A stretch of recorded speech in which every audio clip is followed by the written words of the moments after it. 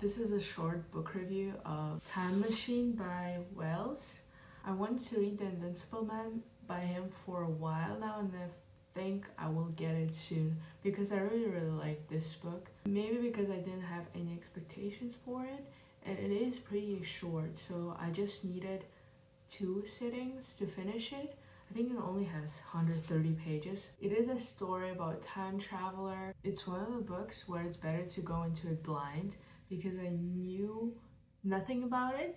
It just made my experience better. It's mainly a story about time traveler. There's some other characters here and there, but none of them have names. Only one character that I'll mention later has one, and everyone else is described by their profession. There's a medical man, there's a journalist, and there's a narrator.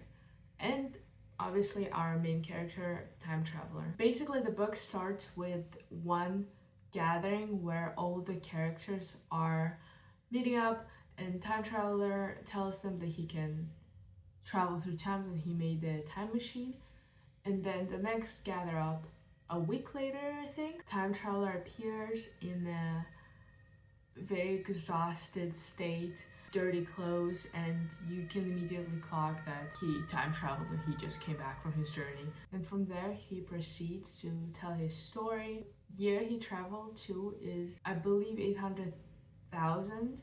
The first people he encounters there are the small people who are dressed in the very rich material clothes, and it doesn't take a long time for him to realize that those people are not as intelligent as he thought they would be. One of them starts making a thunder noises because he believes the time traveler came from the storm. And they lead him to this dining building where they only have fruits on the table, so they're completely vegan. In the book they say vegetarian, but I think it's vegan because they don't have any dairy products. As he goes through this world, he realizes there's no other animals from the looks of it, no bugs, so no diseases. It's just those people that he met. Because he sees all of it, he believes that it is a consequence of communism because no one is in need, everyone is equal, so people start mentally degrading. He also realized that the language became much simpler than it is right now, with the Eloi people only using 1 or 2 words in a sentence. He learned some words during his stay there as well. When he goes back to his time machine, he realizes that it's gone and he starts to panic. He also knows that those small people, they won't be able to move the machine just physically because they're too weak for it.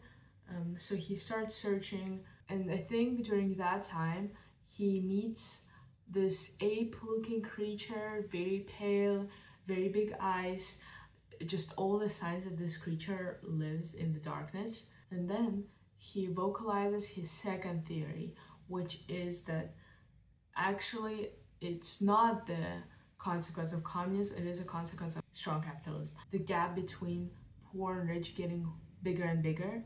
That day, or maybe a little earlier, a little later, he also saves one of the Eloi people. Eloi people, it's people who live above the ground. I imagined her being like a gnome. He calls her Weenie, which I think is very cute because it sounds like Winnie the Pooh. So in the search of his time machine, because he wants to go back, he follows, or he sees where one of the Morlocks, so Morlocks are people who live underground. This is probably, for me at least, the scariest part of the book, where he has interaction with not 1 or 2, but I think 3 or more Morlocks underground. He barely manages to escape because he had some matches left. The scene is very well written because being in full darkness and then sensing that something soft is touching you from multiple directions is so gross.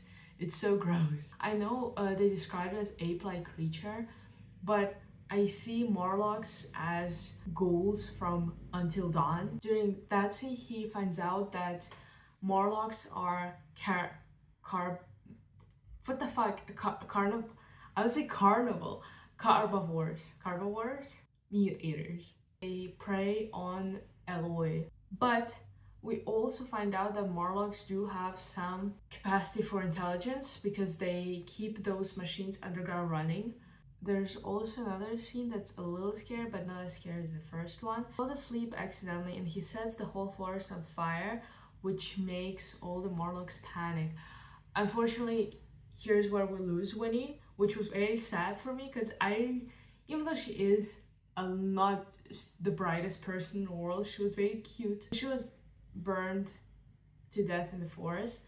I don't know if this fate is better than being eaten by Morlocks because I think being on fire feels a little more painful. Throughout this fight, he kills one of them and he injures a lot of them. And then he finds his time machine, and obviously Morlocks were the ones who took it, and also they oiled it and they took care of it. Time traveling and goes millions, I think it was 31 million years later, and he finds those giant crab creatures that he tries to escape from, and then he goes more and more in the future until there's nothing. Obviously none of the people believe his story. I think the closest person would be the narrator, and he comes back at one point, I don't know if it was the next day or a few days later, and time traveler said that he needed 30 minutes to get some proof, and he time traveled, but this time he never came back. So the book has an open ending where you don't really know if time traveler just decided to stay in the future, maybe he found a better civilization and decided to stay there, or he just got killed by one of the creatures who